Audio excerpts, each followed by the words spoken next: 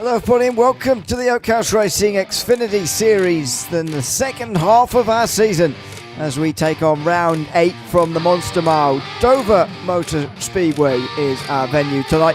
This 1 mile oval playing host to the 8th round, as I say, of this Xfinity Series here this season. Myself, Ian O'Leary and Tim Biggles taking you through the action here tonight with Motormouth Broadcasting, of course. And qualifying is just drawing to a close in a few moments' time, so we'll be on the ground in a moment. But Bigglesby, good to be alongside you for this round of the championship once again. This racetrack that has been around for a very long time. Not actually a championship race in the NASCAR schedule this year, which is a bit of a shame. First time since 1969 that's happened. They are hosting the All-Star race, but I do quite like Dover, I must say. It's an unusual racetrack. It's concrete, of course, since 1995, and it is just a mile long. Very, very challenging. It's going to be a long race for the drivers tonight to survive more than anything. Small little paperclip there, Ewan, as you can see for the track. You can see it there in the blimp camera, actually, as all the drivers are undergoing their qualifying. You might even see there the little cars on the track. Well, not so little, as it is. But as you said, through the schedule at the moment, my friend, we are in Dover. We move into Homestead, Michigan, Daytona, oh God, again, and Nashville, Charlotte, and Darlington. Another short track as well, too, to tame the Lady in Black for the final round of the season. Indeed, that is going to be in the month of April, so a little bit of time till we get there. Logan Gill is currently leading the point standings for the Xfinity Series, by the way. He's got 58 points over Brad Compton in second position. Those two are the main two, you'd say. However, it's a long season, and so these gaps further behind are not too insignificant. Jason McCook is 129 points behind. Jason Trocchi 137 behind. Kevin Narrett at 151 behind. George Kurafidis and Hal Peoples are tied on 718 points. Wesley Beasley is next ahead of Travis Burton and Frank Ranger Jr. Rounding out the top 10 at 190 points behind Logan Gill, currently leading the point standing. A lot of familiar names from the series that we cover on Thursday nights here, of course, with the Oakhouse Racing Truck Series. Biggles, that's coming towards the end of its season, though, with only 2 or 3 rounds to go now on Thursday night. So here we've got still 7 rounds to go, but again, it's Logan Gill, Brad Compton, Chaser McCook fighting up towards the front. They were on the dirt on Thursday night, fighting it out, and Chaser McCook came very, very close to getting the victory, but it was Brad Compton in the end who took the win on Thursday night, and they're looking to do the double here this week so that he can get a little bit closer to Logan Gill in the point standings. I think he'll be absolutely stoked once if he can do that, if he can get himself a double win for the week there. Go from the dirts over to another short track, of course. As you mentioned, the concrete, that'll be interesting. Racing around out there, I think Logan's going to wreck. So usually we have somebody out there who's forecasting Logan's race for Logan before he's even finished the race. And apparently there's a wreck out there. Jason Cole's family's here cheering him on and all his buddies. That's good to see. But the only downside with that one is that you don't actually see Cole out on the track at all. Yes. At the moment. It says cheering on his Jackson Cole. It's been removed anyway. Anyway, I was about to say, I hope Jackson Pole's not here tonight, so we won't be able to. Yeah, but it didn't say they were cheering on Jackson, but there we go. Yeah, it's fine. It's a field of there's actually a few latecomers here in the last couple of moments, so which might get up to about 18, I think, in the field. Jayla Grave is out there in qualifying at the moment, but qualifying is only a minute away or so from ending. In the qualifying session at the moment, it's 26 degrees Celsius on the racetrack, 79 Fahrenheit, which is not too bad at all, up towards the third and fourth turns then for Jayla Grave. He's going to have time to complete his lap time. Obviously, first lap time is going to get into the back, but it's about winding yourself up to speed here at any racetrack, indeed at Dover as well. Where's the Grave going to get to? It's 11th in qualifying for him. But Logan Gill looks like he's taken the pole, and indeed by 0.2 of a second as well, up to Todd Slauson. So that's a pretty big gap when you consider it's just a mile long, this racetrack. That's a huge gap. That's absolutely massive. I mean, usually you see that in that kind of in road courses, aren't you? Where they're talking about a minute and a half to 2 minutes or something like that, plus for a track. So Where did you find 2/10 the rest of the track that nobody else has? It's beyond me. Yeah. Ryan Keyser just popping into YouTube chat. Good evening to him. Says he had a wild run on the dirt on Thursday night. I very much enjoyed the dirt, I must say, on Thursday.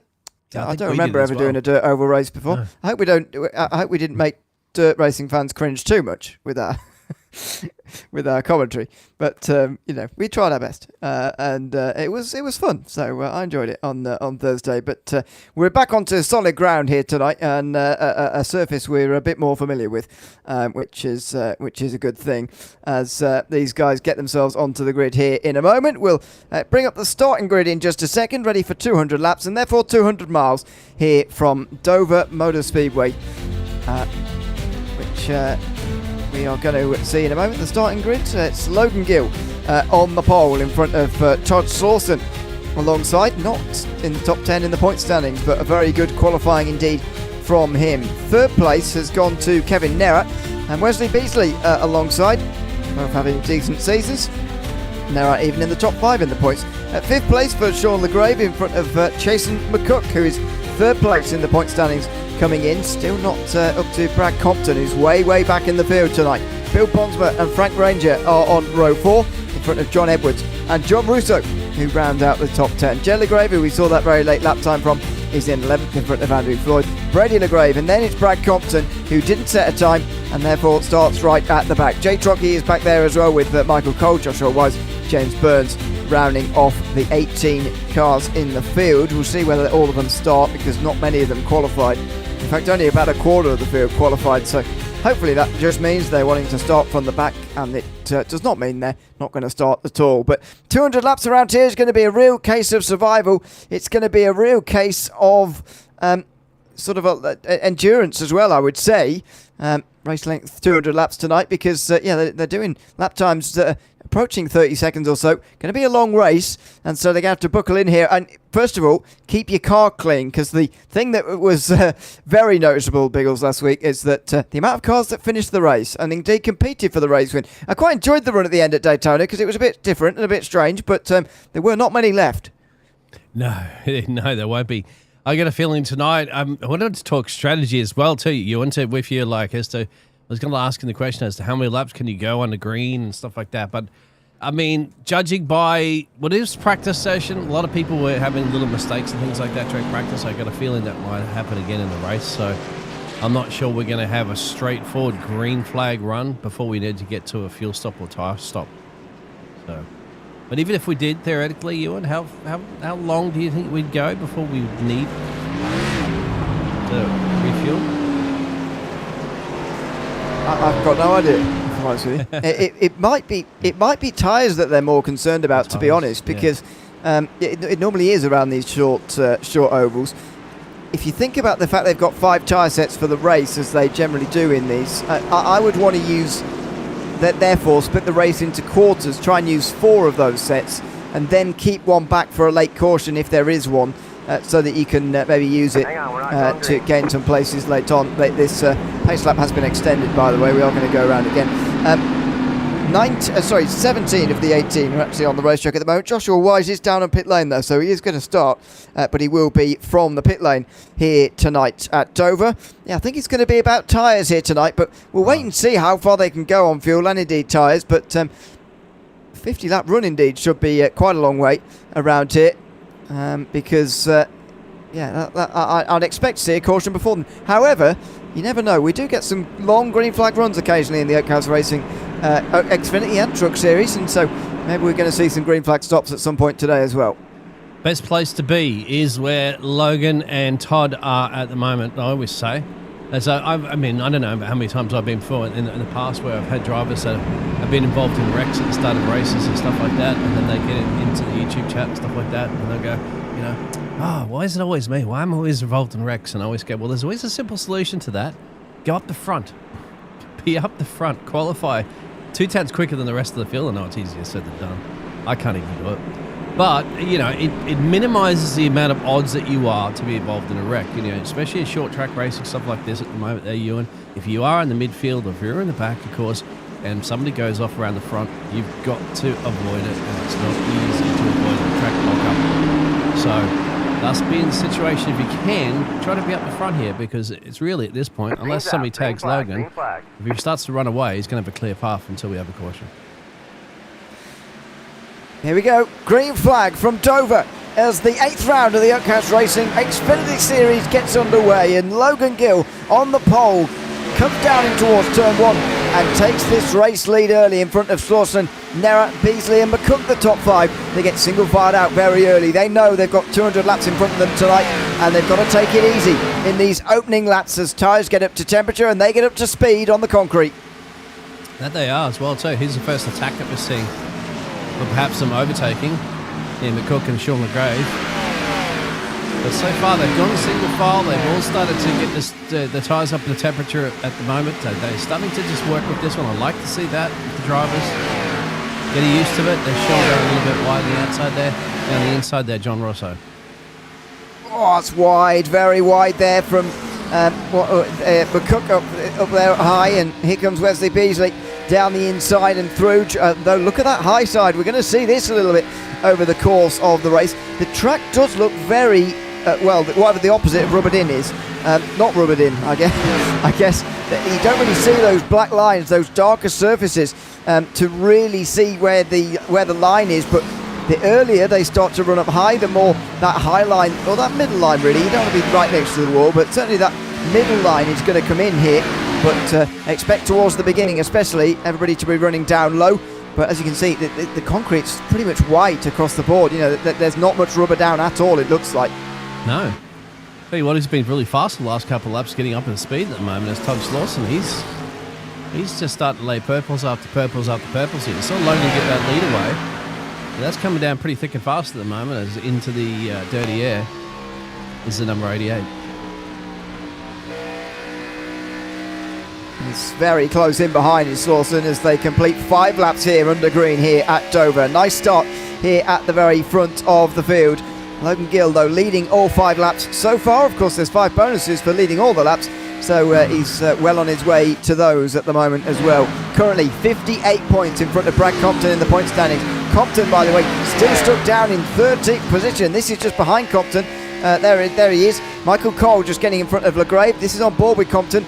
Either he's looking to wake his way through the field right now and he's struggling to, or he's biding his time. Yeah, well, that's okay, because it's pretty spread out at the moment. That's the thing. You're just going to be worried about a little bit of a wreck with someone up the road there that might cause it. There's Chalky getting past Sean McGrave. He's up 6 places. He's out hard charging through the field currently at the moment there, Ewan. Yeah, nice start. Oh, for Chalky. Look at all this back here. Side by side off of 3 and 4 again. As the early laps try and sort their way through here. Side by side. This is LaGrave through the middle almost in the one car, but sort of stuck behind those two, side by side in front of them. Oh, and contact in the wall, and LaGrave goes down low into the fence. Oh, and clips the 79. And the first caution flies after 8 laps involving 3 cars. Burns, was it Sean as well? But Brady's definitely damaged quite a bit. It was 2 of the LaGraves, yeah. Yeah. Oh, wow. So let's analyse what's happened here. It's the 18, isn't it, into the fence. Tags the 1. 1 comes up and tags the 79. Yeah, and then so 17 piles in, but shouldn't have too much damage. But then watch James Burns piling in there at top of the screen, trying to avoid. Just gets clipped as well. So, yeah, 4 of them might have damage after that. Well, so it was inevitably building up, wasn't it, back of the pack? As we're going to have a look at James Burns, and this is where he's going to be seeing. All right, where do you go? Left, right, left. He says, okay, I managed to get past that. Bang, got tagged. Couldn't do too much about it. Rips the whole bonnet off as well, or the hood. As I like to call it in the US. I have to get it right. Do you call it the bonnet in Australia as well? Nah, yeah, we call it the bonnet. Yeah. Since that's correct. It's a hood. Here's the incident again. Yeah, it's the one. It's a bit unlucky, isn't it? Yeah. Just gets clipped on the back stretch there, and Yeah, a little bit of contact. Floyd, Compton, Michael Cole are all into the pit lane here. They're the only ones who are undamaged to have decided to come in under this caution. And to be fair, it is very early, so not surprised that most of the drivers are deciding to stay out there. Let's see. That's the luck of the draw. If some of the drivers that didn't qualify, this is fit your pit box at the moment. We saw just about everybody doing that at the dirt track, didn't we? There, Ewan. This week earlier, Michael Cole's trying to get in his pit box. I think he did. Did he get in there for a splash and dash? I think he did. Yeah. But obviously the dirt track, because you had the dirt onto the concrete pit lane area, that was always going to be a pain for anybody to try to get that right. Even Logan Gill was making mistakes on that one. Nobody was immune to the pit stops at the dirt track. Jay LeGrave's got a black flag shown next to him, so I wonder if that was something to do with speeding in pit lane. Or was it to do with the incident? Maybe, yeah. Not sure. No, it might have been just speeding here. Just a little bit of service happening down on pit lane at the moment. I think the longer ones to worry about are Sean LeGrave and James Burns, who seem to be in there for a little bit longer. They will hopefully try and stay on the lead lap, although some of the guys are also staying on there at the moment, are in danger of falling off the lead lap here if they're not too careful. Coming over the line now are the leaders, so we could get only 13 on the lead lap. Compton just sneaks out on the lead lap there, and Rangers coming out here, but there's not timed that very well. Nope. And has gone a lap down. And Brady, unfortunately, has a meatball, so just to let everybody know, he can't just come out anytime he wants. He has to finish those repairs at whatever time that iRacing have deemed that the car needs to be repaired. So the rest of the drivers at the moment, they're Sean, James, they are just electing to choose those repairs. Now, they could drive out right now, but we don't know how bad those repairs are. They could be horrible, so they're just electing to get it done. But I guess it's not too bad. You might think, oh, Dan, you're down a couple of laps already if you're here at Dover. But, once again, there could be another caution, and that could easily give you a chance to get a couple more laps back if you happen to stay out and the rest of the drivers head down the pit road for their repair bill. But we're going to get back to green there with Logan Gill, who's led every lap of this race. Todd was approaching thick and fast, but then backed off a little bit more towards the end there. Let's see. Let's see if he tries to take the lead here and lead some laps tonight at Dover. It's not a great start on the outside there from one of the drivers getting a bit loose early on, but Logan Gill gets underway nicely and takes the lead through 1 and 2. Slawson and Nera side by side for second. So Slawson might actually not only not be challenging for the lead here, but might not even be second anymore as Kevin Nera gets down the inside. Up on the high side though for 88, and no, Nera is through. So Slawson was indeed coming up after about 10 laps or so on Gill, but he's now going to have to pass Nera before he gets anywhere near this race lead. Yes, sir. There he is. So Kevin Nera it up. Back into where the hot zone is back here again. This is around the midfield here for 11th and 12th. Here's Kemp's Compton again. So just wondering if Compton, who would like to have these points, third in the championship so far here in this one, race winner from earlier this week, gets himself up third, 3 positions gained now at the moment. Again, just taking it easy, you think, here from Brad, but slicing and dicing his way through the back of the field here. Slowly but sure is always a bit risky, but you've got to get it done there. And here's Bill J and Joshua Wise and Cole. Well, we could be 3 wide here in a moment, and that could be dangerous off of 4. No, well done to, I'm not sure who that is in the middle there, but they did a very good job of backing out of that, and then they're reaping the benefits. So out of the fourth turn, they get the exit onto the front stretch and actually get that place. So there you go. It shows a little bit of patience, can pay off. Compton on board with him now is in front of us is Jay Trockey there on the 46 car on the high side, and Trockey's going backwards here. He was the biggest mover forward in that first run. Now he's going backwards. Here comes Compton. Side-to-side contact, if not very close, but Compton's up to 9th. Pretty standard. You're right, that truck has just dropped back a little bit now. The hard charger is right here next to Bill. Side-by-side action happening between these 2 drivers at the moment, the 27 and the 46. Not many Fords on the field there, actually, come to think of it. There's, obviously, with Gill leading, Weasley and Jay, and then there's one Toyota, just poor alone there, Frank Ranger. He's out here at the moment. running in P13. Back up to the front. It's Kevin now. Under pressure there from Todd, as you can see Logan got that still 3/10 gap. That 3/10 gap was just a little bit shy more of the actual qualifying lap that he did, lap time, put himself on pole. The gap goes. Yeah, indeed. It was a remarkable qualifying session in terms of gap. That's absolutely the case. As we ride on board with Slauson here, he's clearly stronger once we've got a few laps underway here, but it's going to be a very big problem for him if indeed this comes down to a pretty late run or whatever, and he doesn't have the quite takeoff speed there. He just needs to think about that a little bit as this race goes on, because as I say, if this comes down to 5 laps or so, or even less, then I think Slauson will be in trouble. If it comes down to the last 100 laps or so, then he looks in a good place. He looks to the inside of now out here, and he can't get past there, but he's clearly quicker at the moment, as he seemed to be with Gill as well. There's your banking elevation in case you wanted to know what it is here at Dover. And that should be job done. You know that Kevin's not going to fight it too much. You just wonder how much that's going to be damaging your tyres too when you're fighting around like that, moving around the place rather than just taking the ultimate line in and out.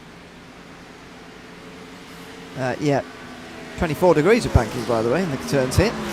Very, very steep. The straights are 9 degrees, and the tracks where it's flatter than that in the turns than it is on the straights here. That's just the kind of racetrack this is at the Monster Miles. We go on board with now. Look at the speed that Slauson has got. Now the concern I would have is what he's doing to his tyres here. Is he just running better because he's got a better car over a slightly longer run, which this is now? It's 10 laps, or is is he just taking more out of the tyres and now it's going to feel the benefits later? Same for Gill, because he's got out to quite a big lead here, and you wonder if he's taking quite a lot out of his tyres as well. Well, that they are showing is in the fastest 5 lap average between the last 5 laps, and Logan's in there, but what's surprising, of course, is Brad Compton. We know he's slicing and dicing his way through the field. In fact, here he's putting some pressure there on John Edwards. But for a man that's not running up the front, he certainly is quick. And he's had to navigate a lot of traffic, whereas Logan hasn't had any traffic, remember. Here he is at the moment there. Compton gets past John Edwards. So he's going to move himself up 8 places now as equaling Michael Cole as the biggest gainers. As Joshua Wise heads into pit road. I think that's a bit early, wouldn't you? Well, especially to be under green, yeah, you would. Yeah. So, not sure what Wise is thinking here. I mean, he's already been... wasn't he not start from pit lane? Yeah, he did start from pit lane. Yeah. So I'm not sure why he's come in here, but he's going to go a lap down as a result, at least. Ranger's not actually far away from going a lap down anyway on the racetrack. The lap times around here are sort of 23, 24 second lap times, and by the way, the drop-off is already about a second after nearly 30 laps here. However, yes, they're about to go a lap down, those at the back. Ranger there, and Wise just has pulled out the race and has left the session. So clearly some sort of problem there for Wise, because he's just dropped out the session completely there. But out front, Gill is in traffic for the first time today, and it's not taken very long at all to catch the back end of the field. Some of those drives down to pit road as well too. 8 minutes that they've been down there since our first and only caution that we've had in this race so far. And still trying to chip out those repairs. James Burns might have finally left, actually, pit road. No, he's actually left the session, unfortunately, there. I hope he was going to come back out. Still had some time, but just an unfortunate victim, wasn't he, of the earlier caution. Yeah. In the wrong place at the wrong time.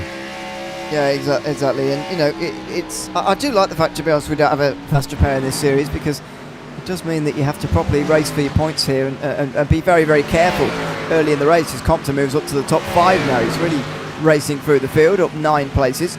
But, it does mean that sometimes guys can be taken out the race very early, and maybe we've lost 4 already in that opening crash. But then again, it does make everyone be a little bit more careful. That was wide from the 9.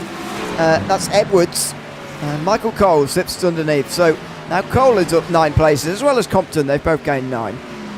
Now the difficult thing, I was going to say the difficult thing would be traffic, but most of these drivers are navigating through some of the traffic. There's The number 6 there of Compton, he'll have to get around. Just keep away from the fence there. And he gets a lap done, as you can see. On the 17, isn't it? Is that Frank Ranger? Yes, it is. Frank Ranger. Is the one who lapped. Nobody next up the road to be lapped by the race leader would be the 11th place car there of Andrew Floyd, but he's still quite a bit away at the moment from Logan. There's Logan all by himself. So that song, all by myself. Is he going a bit too hard, a bit too early, though, is my concern here. Because, I say, these tyres have dropped off already a second compared to what they can do as Nerett gets back past Slawson. Yep. So I think maybe Slawson has been going out a bit too hard on the tyres early on here, because he seems to be suffering, although that wasn't a good turn 4 from Kevin Nerett, who's now maybe going to give up second place again. Here comes Slawson down the inside. Nerett running the higher line is going to have to tuck back in again. So this battle keeps going back and forth again, but I think Nerett's been really taking care of his tyres, and now he wants to use some of that tyre life. And all those battles always help Logan just chip away more and more and more too, as we saw that earlier. And you could just see him taking the turn at the moment up there. I think it's just the fact that Todd's like, he just wants some of that Arby's that's on. He wants all the meats that are on Kevin Nerett's car. That's because, you know, you get hungry. I get hungry every time I'm looking at an Arby's car. Even though we've got no Arby's here in Australia to go down to. Well, we'll see. We've had this discussion before. Yes. Was this going to be bringing any other drivers into play a little bit further down? That'll be the interesting part, because I'm still thinking that Brad is one of the quickest drivers on the track. Yes, he is. He's currently a couple of seconds away from this battle.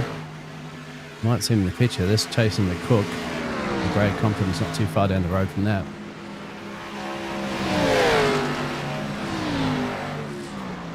Well, 5 seconds now the gap. Logan Gill might be able to reduce those on the lead lap with this long green flag run at the moment. Look at his 5-lap average there, comfortably better than the rest.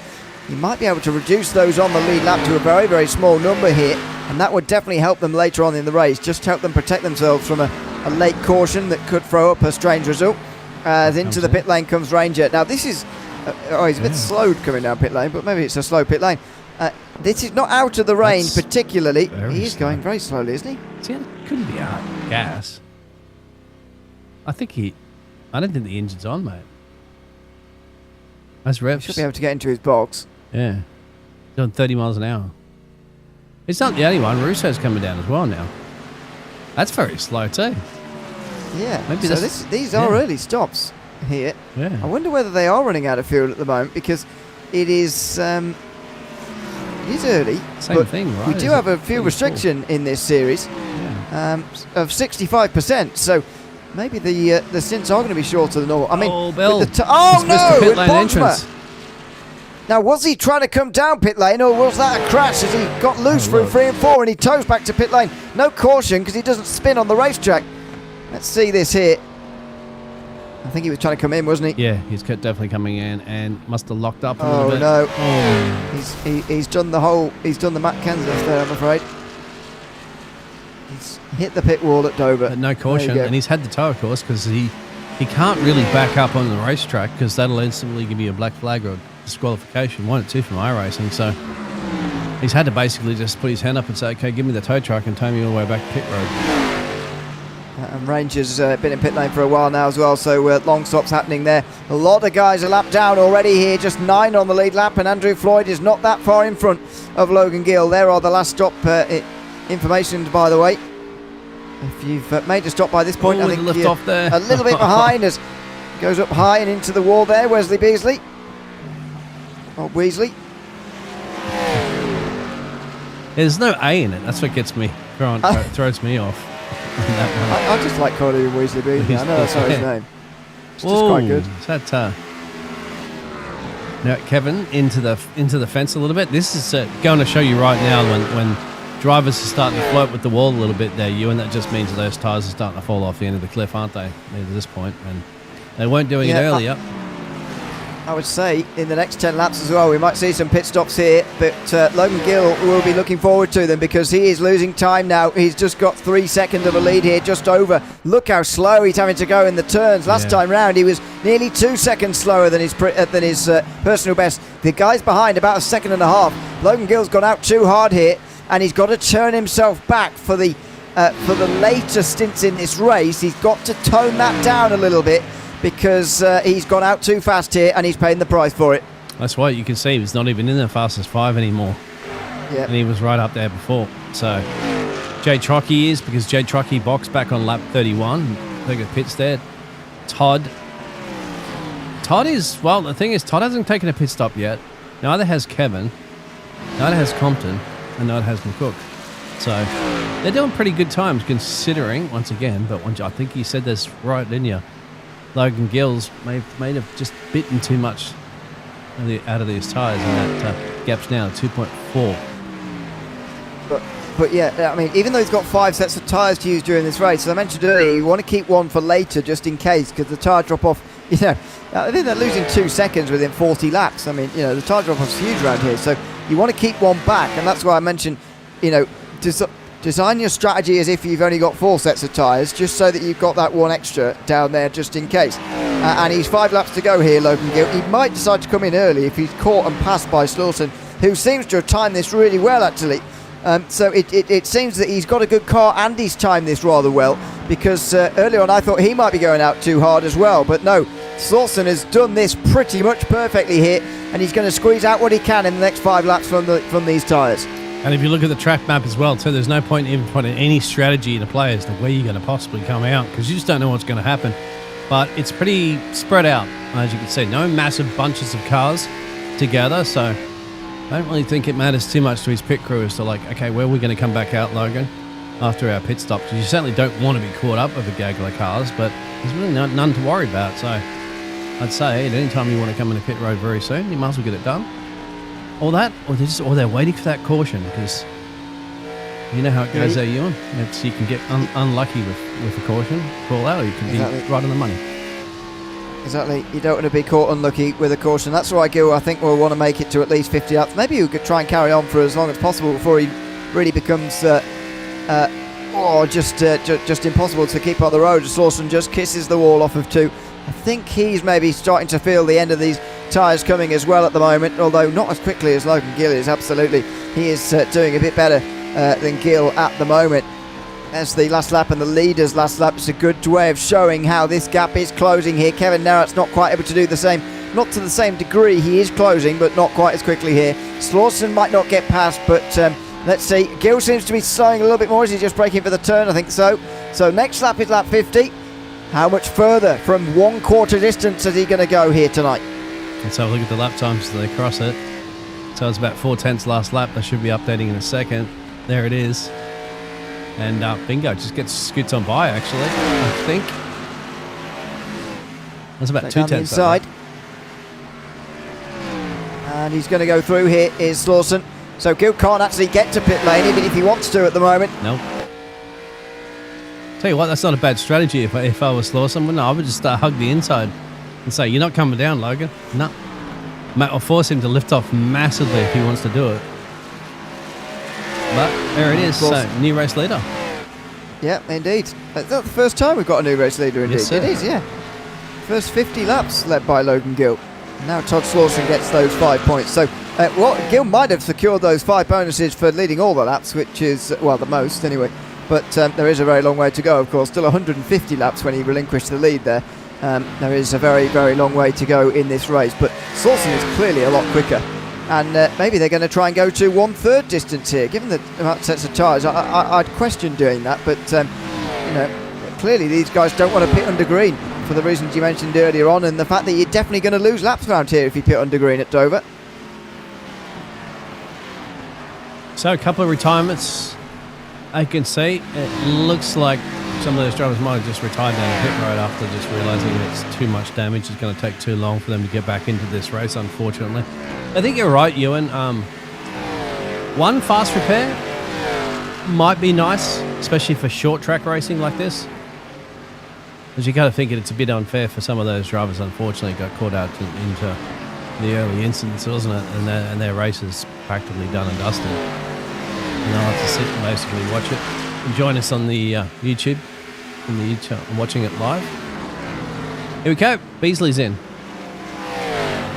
So this might set off a chain reaction because he is one of the lead lap drivers. It's not like one of the back markers coming in like what we saw earlier on.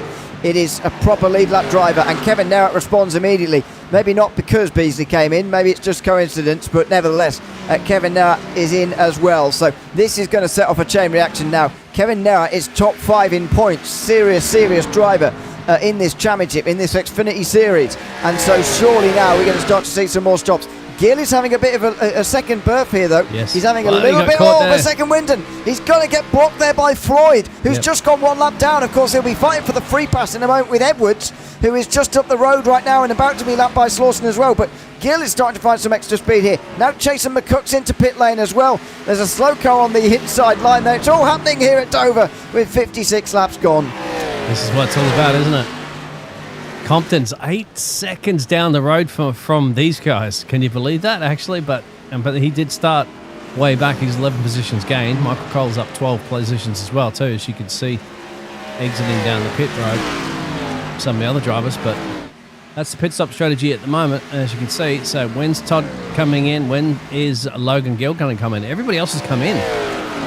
They've had at least a pit stop there. Repairs done as well, too, for Compton.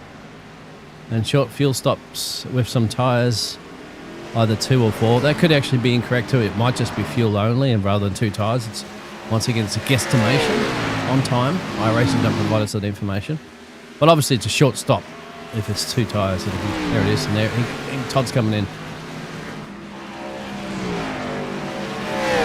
So then, Slauson's in from the lead. He's led about 7 laps or so of this race, and now it's back to Logan Gill again, who wants to go as long as possible, I think. So Kevin Narrett is the first of those who's stopped, recently stopped anyway. He is only just in front of Jason McCook by a second and a half. Jay Trocky's only just behind them, but although he stopped ages ago. I think Narrett and McCook are going to be first and second in this race in a moment, as Logan Gill comes in as well. Todd Slauson, as Gill comes in, will be on his way out in a moment, as Gill makes sure he's on the right side of that line there, making sure he doesn't go speeding in the pit lane by cutting off too much distance. There you go, Slauson's only just getting to his box now, so it's a very long pit lane. That just shows you how... Michael. Oh no! Into the fence for Michael Cole in the 26. Oh, and that's going to be big damage. Another driver finding themselves in the pit wall. No, Mikey, no. Any Formula 1 references will get that one. That's straight in there. So Compton's our new leader. As we even hit. Oh, but why is it show Compton? Brad Compton's showing a meatball on our live timing. That's interesting. We're not sure if he got any damage. I don't see anything on the race control messages, but number 6 is going quite slow. He must have hit something though, because well, I suppose he's just got understeer because he's got really old tyres on. He's not stopped yet, but maybe he does have damage as well. He's going to have a hard time getting in pit lane as a result of this, and he's not going to go in this time round. So what has gone on for Brad Compton here? Meatball flag's gone now. Okay. That's interesting, but he's very, very slow. You can see he's getting absolutely done and dusted by a lot of the cars around him. So is that Gill going? No, that's not Gill. Logan Gill is in front of Kevin Narrett though, only just. Todd Slauson was a long time in pit lane there, and it wasn't in his box. I don't know if he ran out of fuel on the way into pit lane. It did seem to take him a long time to get in his box, and so Slauson's down to 6th now, will be 4th, but Gill is being challenged by Narrett for the lead as Brad Compton does come in after leading a few laps there. Yeah, we go back to potentially the race leaders. Well, they're not, because Andrew Floyd still is now in the lead of this race, but you can see he's done 51 laps. He's coming in actually now too, Floyd. So it'll resume back to Logan Gill, back to the lead of this race there. And Kebby, Jason McCook, Slauson, who did drop a couple of places, wasn't he, after he was putting a bit of a challenge at the front there before. So just wonder if that's because his pit stop was a little bit longer. Can't quite see. It was about 2 seconds longer than the rest of the field. So did you put more fuel in to go longer for the second stint?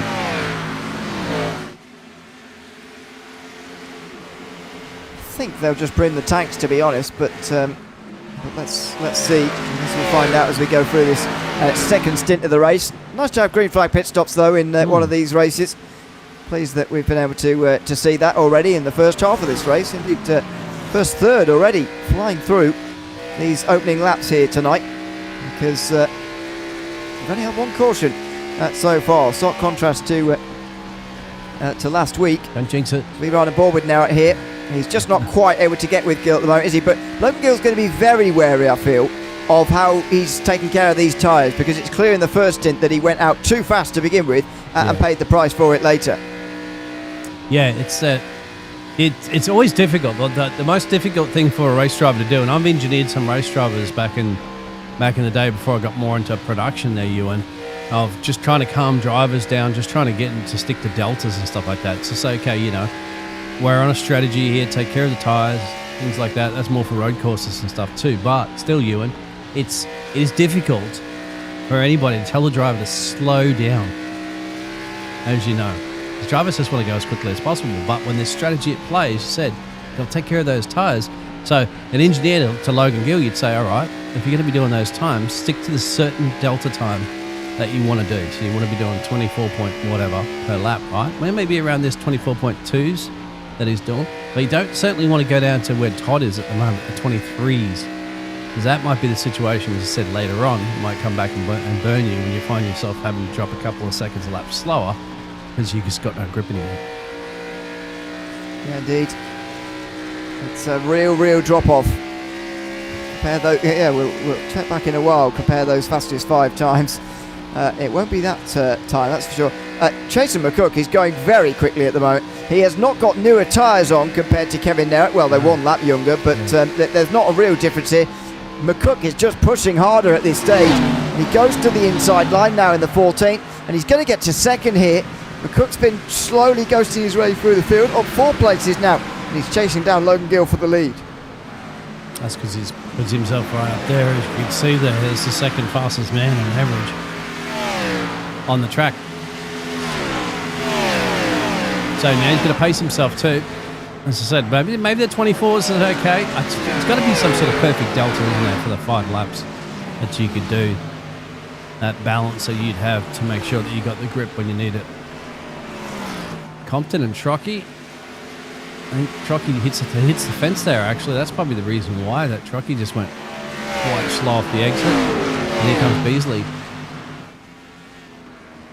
Now, Trocky stopped, by the way, about lap 30 odd. I don't know quite why, but he's really struggling on tyres now, and he's just pulled to the inside there. I wonder whether he is searching for a pit stop here. This is Slawson, who is trying to get past Kevin Narrett as well right now, and there's a bit of traffic here involved as well.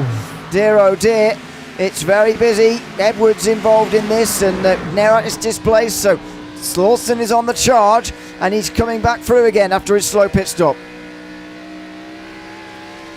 He might be the one that could potentially challenge Logan here this evening, isn't he? Lawson. And here he is at the moment, 24.15 on average there. Where's Logan Gill? 24.5. So at that rate, they will be catching, and they are actually, coming to think of it. Maybe that traffic started to come into play as they had to navigate through it. I think it might have been there, Ewan. It might be the reason why the leaders start to slow down a little bit, at least Logan Gill. As he's got through, so's McCook. Now, Slawson has to navigate past the lap traffic, and he certainly does. Trocky's back in. Frank Ranger's back in. Michael Cole still on the meatball damage clock. Repairing the number 26 Chevy. But have a look at this. McCook. Have a look at Slawson. Already hammering down here on chasing McCook. We're going to get past him in that time. Yeah, he is going to pass him here on the back stretch. I know, again, he's got slightly fresher tyres here as Slawson, and there is an actual difference you can sense between these two in terms of tyres. 3 laps there, a little bit more than what we see for the others. But again, I fear that Slawson's going a bit too hard here, and McCook's coming down his inside again anyway as they get to lap 75. These guys fighting for second while Logan Gill enjoys a bigger lead. Oh, that was close. That was really close. Very nearly hit Slawson there, and that would have been, them both out of contention coming off of turn 2, but we get away with it, and they stay as they are. Slawson up to second. Yeah, Jim will be happy with the livery on this car, of course. Although I did think it's a It's his little favourite, he says. offsetter. It's offset a little bit there, so I'm not quite sure. He's not quite done it correctly, has he? No. Whoever's applied that livery. He's had it right before, either that or maybe I just need to refresh the trading paints or something that might fix it up. But he's got to worry about Kevy now. He's just starting to come thick and fast. Russo's in pit road. That second set of pit stops for some of those drivers that did come down earlier are now coming back in for the second time as we're getting closer and closer to half distance of this race, 77 down, 124 to go. Long way to go, but a long green flag run here from Dover. Tearing off the laps. You can see there it's already getting slower, those fastest 5. The average was down in the 23s for Slawson earlier, and actually Compton has just passed him, so Compton is taking this much more slower and steady, but he needs a caution really to get closer to these guys, because as you pointed out earlier, he started out a very long way down, did Brad Compton, and so he's going to struggle anyway to catch up 17 seconds under green. He needs a caution, but once he has that, then he, I think, has the speed to run with these guys at the front. I think you're right. Yeah, he'll be back into it. You can't count out McCook or Kevy, but if you had to pick 3 of the fastest kind of drivers that could do something about Gill here this evening, it would be Slawson and it would be Compton, I'd say. It's hard to know who's got the all-out speed and who's got the who's managing tyres and when. It's very interesting at the moment in terms of actually who is even fastest in this race. I think part of the reason why Gill has led so many laps in this race because he qualified on pole and he's generally been controlling this race because it's not the easiest circuit on the world to pass, and so that is helping him a little bit, but Gill's, I think at times, just doing enough to stay in the lead. Whether he's actually got the fastest car, I think none of us can know that at the moment. That's quite true. And yes, I will grant your request out there in the chat there, Thomas. I will take you on. Just having a look at the moment to see whether or not Kevy's going to get past Jason McCook here. If Kevy does the script F, because the directors are called out there in the chat, we'll go on board with Logan in a second. Just want to see how this pans out. I just don't want to miss some potential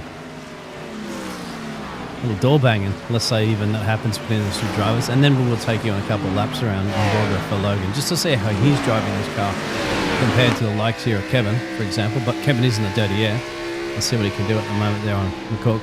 Lifts off a little bit, allows him to go to the high side. Takes it down the inside there. And the side-by-side action. The exit speed might come to Jason. No, it doesn't. So there it goes. That'll be the overtake. Now, over to Logan, and then let's have a look. And a couple of laps around Dover here, my friend, on board with Gill. And he's extended his lead to Todd Slawson with these last couple of laps, so clearly running well. Just trying to manage those tyres a bit better than what he did in that first stint, because he was really at sea in the final 10 or 15 laps or so. At that point, they'll be sort of at lap 90 in the race, not 95 or so. So just watch out in these next 10 laps to see whether that happens again or whether he's toned it back a bit. It's pretty smooth. Have a look at the rev limits. Rev limit up. Gets it up. So I'm redlining quite a couple of times there before. Let's see if he gets it up. There it is, redlining it, and just at the point you lift off a little bit. It's about 8,500. Oh, a bit of a slide off of there it is, off fourth the turn gear. that time. 166, I think. What's the peak? Which you end up getting up to. And there's only 2 short straightaways here. Back stretch and the front stretch. There's a blown up car too in the pit road. Yeah. Oh, as he hits the apron there, not the best display, but it's a fast racetrack round here, isn't it? It's a short track really, but you're never really below 130 miles an hour, sort of even through the turns here, because the banking is so steep in the turns, and it is a dizzying racetrack really. There's the banking elevations to give you an idea. Whoa! Oh, you feel it's sliding there for a second. You had to correct it. A lot. Logan's probably like, are we going drifting again? Bristol earlier this week? I mean, he is drifting it into these turns a bit, isn't he? He's flicking it in a little bit. I mean, these cars do look generally a little bit on the tight side, but that's probably what you want here. Look at that. He's properly flicking it in. I guess the front right is taking the battering at the moment because of the way the tyres are actually set up, and he's sort of thinking, well, I want to avoid that, and look at this. It's drifting. Wow, he's sort of Scandinavian flicking it rally style into these turns. I don't think that's going to be that great for your tyres by doing that, is it? I mean, because that's just going to create a lot of friction. It'll slow you down, of course, but... But I think his thinking is, my fronts are getting such a battering. Let's try this strategy to try and get the rears, give the rears some of the load. There it is. Yep. So see if we can see the cockpit view again, so we can see the wheel hit. I think that's why Thomas was calling it out there. Yeah, watch the way he works this wheel hit. Yeah. There it is. That's a rally stage Scandinavian flick. So he's just feathering the throttle as well. Well, it's working. I mean, it's 2 seconds. It seems high risk, but actually, he's got it under control at the moment, and he is not really losing time to Slauson. Yes, he's not in the top 3 of those in the Fast 5, but 2 of those in the Fast 5, I think all 3 of them actually, are on much newer tyres than he is. So he is going pretty quickly at the moment. Is Gil? There it is again. Wow. I think you must have noticed something that we didn't notice. Thanks for bringing it to our attention as well, too, Thomas, in the chat. That's why we love everybody out there that's tuning in. If you do like this, make sure you give a thumbs up. And if you haven't subscribed, please subscribe. We're streaming on a couple of different platforms as well. Yeah. So, and enjoying some rallycross racing at Dover from Logan Gill. I've never seen anything like this on an oval before. Yeah. If it works, fair play to him, but I would, like you, worry about that rear right sort of burning out and eventually spinning him out at some point. But for now, he's fine. He is losing time to Slauson, though, pretty rapidly as well. And he's gone for this sort of strategy quite early as well. But, I mean, see what Slauson actually does when he gets to him here. If Slauson starts copying him, so all right, let's see if this is going to work for me too. Maybe if he gets close enough to see what he's doing. Well, he's not going to be doing that. Nice and smooth. That's the way it should be done. Yeah. Has Logan just got that much pace? You think that he's just playing around as well? Is it a possibility? No, I don't think that's. No? I don't think he's showboating yet. I don't know. Maybe you're right, but I find that difficult to believe personally. I guess if he does get himself a podium position, we will make a note of that and bring it up in the conversations in the drivers' interviews at the end of the race. Indeed.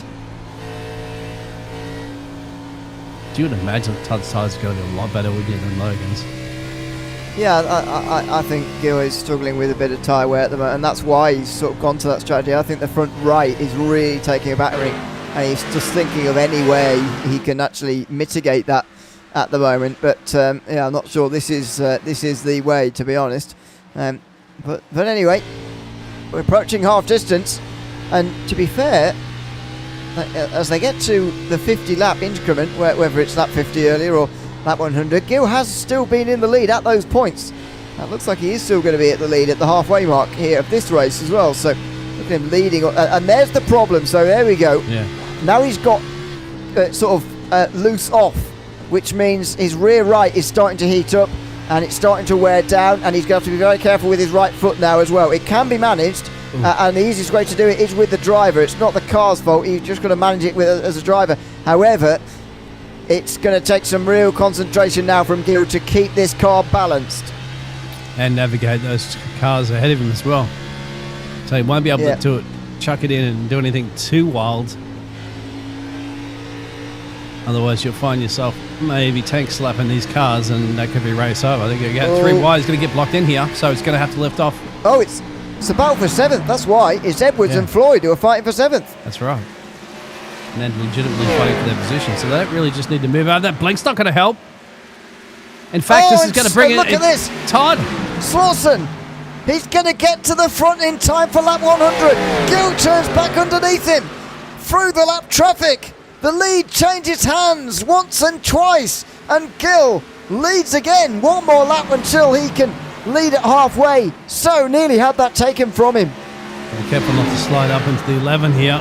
It's going to be close to the back of him. There's going to be another opportunity for Todd to take this one down the inside. He knows he's going to get blocked a little bit into the corner. Logan goes down on the inside and makes sure once again, don't want to slide it. There's the rear. Sliding. Has to lift off a little bit once again and go straight into the Kellogg's Frost Flakes, whatever it is, there in the 11. That's Andrew Floyd. That's P7 as they continue to battle it out here. And you can just see, still there, still right. That's a spotter to be calling, and that's clear there. Little tank slap of the fence there for the 22, but that's it. So, it's on for young and old here. 100 laps to go. Well, just over halfway, and what a fight this is. That, by the way, is 7th and 8th, as you say, going 2 laps down, sorry.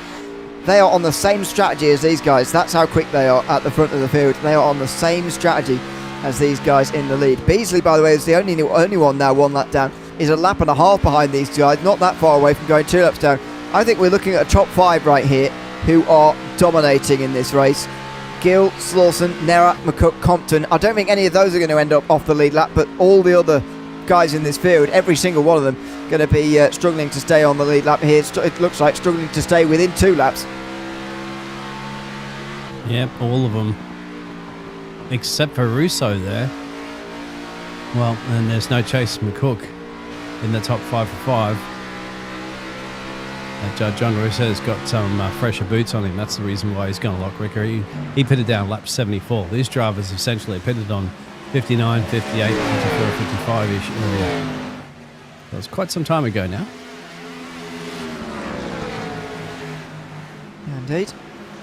Another attack. Got no way through for Slawson. Interesting that all of these guys going well past 100 here, so I wanted to go a bit deeper into the race. Nobody trying to get the undercut on those in front.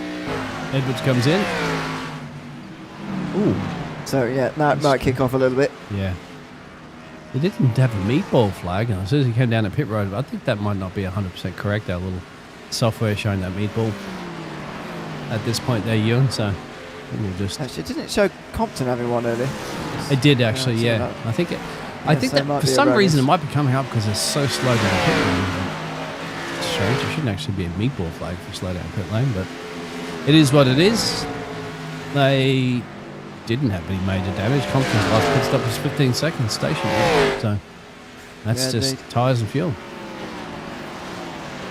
Yeah. Kevin's in.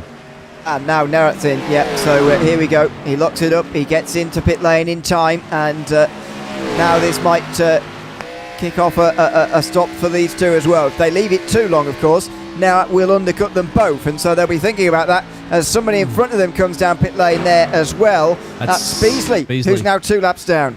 Yeah, hopefully makes it and not hits the tyre barrel.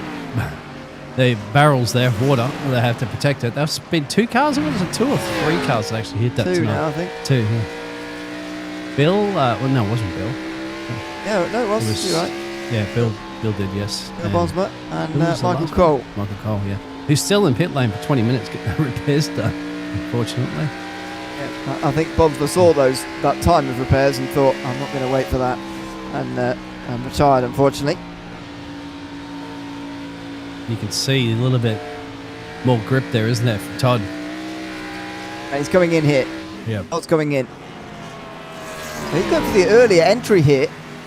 Some guys... Oh, he's lucky there's nobody behind him. Yeah. There he goes. So he's in. He follows in LeGrave, I think, in the 18. But anyway, that doesn't matter. Todd Slawson is into pit lane. His stop last time was very slow. So let's hope that this one is a little bit better for the 88. God, it's a very slow pit lane, isn't it? I didn't realise how ridiculously slow it is here. You can get out and walk faster than this. It feels like it. I could run you go on the racetrack. Than this. Well, at sprint, of course. You'd see. Usain Bolt would be sprinting at 30 miles an hour down there. Maybe Usain Bolt. Yeah, not me. I thought it was like 20. You're 25. Oh, you might be right at that one. Well, we're a little bit of exaggeration, of course. We're entertainers here. It just feels like that, doesn't it? Yeah, Because you don't go below 120 up on the racetrack. So even 60 miles an hour, you feel like you're sort of stuck in the mud, as it were. So yeah, it does feel very slow. You're right on that. Slawson comes out and he's ahead of Nerat for now. I think he's going to stay there as well. Jason McCook comes in. Where is Nerat? As into the pit lane comes the 6. Jason McCook is into pit lane. There's Brad Compton coming in from the top 5 as Jason McCook comes to a stop. Yeah, Slawson still in front of Nerat, but only just. Traffic. Kevin Nerat has only just been able to get in behind Slawson. There they go. There goes the two of them. Yep. Down the inside, they're 1 lap down now. I wanted that just compromised Logan a lot here of time because he wouldn't be able to keep up the pace of him because you can see he's struggling on the tyres. They're just going loose. So that's going to be interesting. How much is this going to be punishing Logan by staying out here? Oh, I think a lot. I think he'll be 3rd at least. Oh, McCook's still in pit lane. He must have sped. McCook is going to be off the lead lap. We're going to have 4 down on the lead lap now because McCook has sped 2. Brad Compton's pit stop was fine though. He's in 4th. Yeah, that's punishing in the green flag, isn't it? It means he's going to have to... He can serve it, can't he, now? I think in pit lane, yes, he will. Oh, he will serve it now, but it will cost him a lap and 3/4. Yeah, it just comes out now, look. Wow. So he's 4 laps down on the leader. Yeah, he's actually 3 laps down now on where the leaders are going to be. I think maybe 2.5 down, and therefore 2 down. Side by side, meantime, as Nerat is starting to pay for his earlier stop, or indeed Slawson has set out very, very quickly because the gap there has emerged very quickly. Here comes Logan Gill into pit lane now too. So, where's Slawson? We'll keep an eye on that. He's a lap down at the moment. Yeah, he's got to go around again. Yep. So I'll put up the track map up for you. So you'll see that number 1 at number 12, which is the number 1, that number car, in pit lane. That's just the one that's a little dimmer at the moment because it just means they're in pit lane. You keep an eye out where that 1 comes out. We're at the moment on the number 2. That's track position. Coming around now. Logan Gill still stationary in pit box. And here's the front stretch. He's going to be behind. He's still not going. Now he goes, only as Slawson fires past. And Kevin Nerat is going to be very close in behind here. Watch him roll around the outside too. Logan Gill is down to Compton? 3rd. No, Compton's too far back, isn't he? Yeah. Gill's in 3rd. So I'll just do a run through after the drivers have all stopped because this has been a long group. It feels like a sort of very old style NASCAR race. If you ever watched sort of Cup Series racing from the 90s or something, at the early 90s, you see like 3 guys on the lead lap by the end, but it's still very entertaining. That's kind of how I feel at the moment.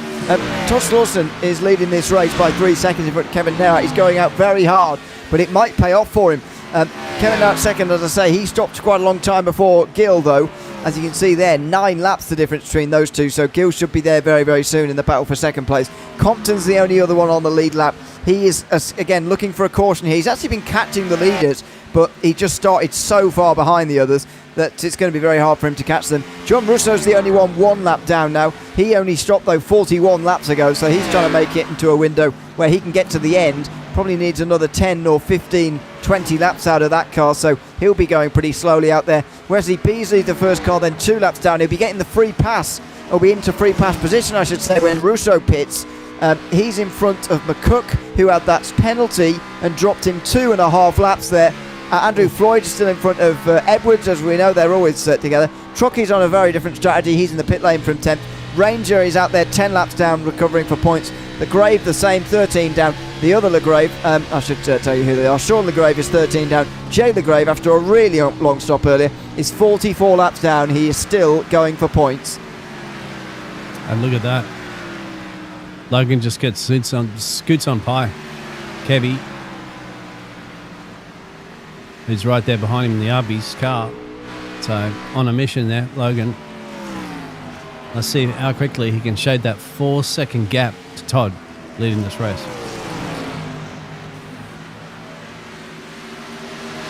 It's going to be sort of painstakingly, slowly dragged in, I think. 4 seconds, 32 laps until there's 50 to go. The reason that's important because there's a quarter of the race left, and these guys still got 2 sets of tyres down on pit lane, by the way. So they've got one more on the strategy they're planning to do, and then an extra set. If there's a late caution or something, they can take on another set of tyres that will get them to the end as well. And you, as we said, you will need them because the drop off at the end of the stints 2 to 3 seconds. There's no way Russo can go to the end of the race now, can he? I mean, that's 78 laps on a set of tyres. That'd be a stretch. Yeah, it's too far, I think. Yeah. And fuel. I don't think he'll make it on fuel either. Too, yeah. I just thought if he eked another 20 out, he might be able to make it to the end. And, you know, he'd only been out there for 45 laps, 50 laps, so he could have got another 10 or so out. We've seen guys do at least 60 laps here tonight. Yep. Well, it might have been worthwhile stretching it, but it might have been the fuel window that might not have been enough. That's just interesting. Why that? Because that alternative strategy might come into play to get himself up into potentially a top 5. But this is going to pan out the rest of the strategy here. Or a caution, of course. Remember, we haven't had one. I'm not going to jinx it there, Ewan, but we've only had one for a total of 3 laps in this race. So everything else has been on the green. I don't think I've ever actually probably ever broadcasted a race in Dover with just one caution. Touch wood if we go to the end. Yeah, Dover's normally a big one for cautions, isn't it? But yeah, so far this has been very clean. Whether this goes to the end or not, this will be the longest green flag run of the day because it's already been about 115 laps. There's less than 75 to go, so this will be the longest green flag run, no matter how much longer it goes for. McCook round the outside of Beasley for 5th position. That is important because it's the free pass, and if there are cautions towards the end, then McCook is now in position to receive that free pass. There it is, nice little profile picture. Just an indication out there for the drivers, you know. You want to get yourself a nice little profile picture up there, just upload that to your iRacing profile. I'll pick it up and show it on the graphics down here. Well, if you want to be a Coca-Cola esports driver as well too for the NASCAR series, you have to do that. You don't want to race. Very useful information coming in from Todd McLaughlin, by the way. Drivers are getting meatball flags if their tyres go below 10% of life. Oh, that's right. Where it's getting from. Okay. Wow. I forgot about That's that. Good to know. Whoa, close. On Edwards, who now 3 laps down. There you go. I never knew that. So, yeah, it's good to know. Thank you very much for the information out there in the chat. Keep it coming. Indeed. It does sound familiar, but I had definitely forgotten. So thanks, thanks for the reminder there. And you know that explains. Do you remember when on the the road courses when the checkered flag cuts off or not yet during qualifying? Yeah, but it changed. Different series have different rules. That's what I can't get a grasp on. Here comes Logan series, for the race win lead here on Todd. Yeah, he's going quickly. He is Gill. And Slauson it feels like letting that happen to him. Gilwin getting that pass done, I think, is not mathematically yet, but pretty much realistically securing the 5 bonuses for leading the most laps here at the end of tonight. And if you look at the gap between Gill and Compton in this race, then you realise that not only is there 10 points, well, 5 points there because Compton's got laps led as well, but in fact he has already secured those points. There's 83 laps difference there, and there's only 70 to go. So yeah, he has got those 10 bonus points now for leading 1 lap and then for leading the most. And he's no, he's made contact side to side with one of the Legraves there, and another Legrave has gone up high. Slauson had to really slow there to avoid hitting them. Yeah, that could have been disastrous, isn't it, for the leaders? It's going to be their biggest hurdle in this race at the moment, unless they can start door banging each other a little later on in this race. But that lap traffic is always going to be, you got to be sharp on your heels in that one, on your toes, because anything can happen getting past some traffic, especially when if they're significantly a little bit slower, as you can see as well. This is a battle for position 6th and 7th, as we're on board with Andrew Floyd's Frosty Flakes machine, number 11. We do have those in the UK. Yes, I think you have them everywhere, isn't it? Kellogg's Green Rates. The picture there of the Indiana driver. Floyd. 6th place, yeah, ahead of Beasley. And behind Chaser McCook in the chase for the free pass. Of course, the first driver's 1 lap down. Well, these are 2 down, but nevertheless, they would receive the free pass. And because they're multiple laps down, they would be... And there's the point standings in time for everybody in the field. Everybody in the top 10. Because they are multiple laps down, McCook will then be on his own lap. So the next caution, he wouldn't even have to fight anybody to be in the free pass. He'd just be there, and then he could get back onto the lead lap. But he does need a couple of cautions for that to happen. That's exactly what I think a few other drivers are needing. Not Logan, maybe. And again, Logan might be interested for a challenge, isn't it? So he might be like, okay, go, bring it. He's led the first lap when he got away. Good launch for the start of the race. Good launch for the second start of the race, the second green flag. And ever since then, he hasn't led every lap, but he's been controlling this race. I think that's the key point that you mentioned earlier, Ewan. And even getting us a little bit of European drift racing as well too, right? Whatever you called it before. Maybe you coined the term. Scandinavian slick. Scandinavian flick. Sounds like That's a song. bit We like do the that. Scandinavian flick. I don't know if he's doing it in this run or not. No, it doesn't seem like he's doing it at this point, no. But it was deeper into the run last time, if I remember rightly. Yes. He's only 20 odd laps in this time. It's about 35 laps, I think, into the run. So about lap 150, if he goes that far, then look out for him to start doing it again. If he decides that it worked, because it really depends what kind of balance he wants in the car, because it did have the desired effect in that it took a bit of the load off of the front right, to my mind, and it put it a bit more on the rear right. Now, me personally as a driver, that would really scare me, because I prefer if I had to choose, I prefer a tight race car, to be honest. But if he prefers a little bit of a loose race car, it's a little bit on the edge, then that's absolutely perfect for him, and it absolutely achieved the desired result.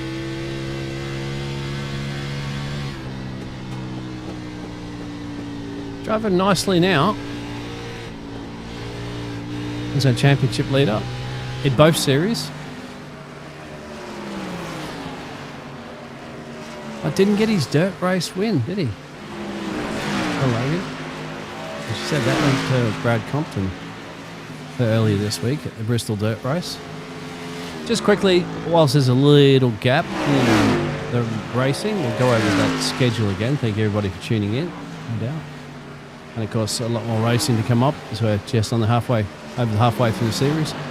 In Homestead, Michigan, Daytona, Nashville, Charlotte, and Darlington. Which is your pick of those tracks? Yeah, first of all, remember that Daytona was split with Talladega. That's right, with Talladega, yes. So we'll go Talladega. But, it doesn't make too much of a difference. Yeah, exactly.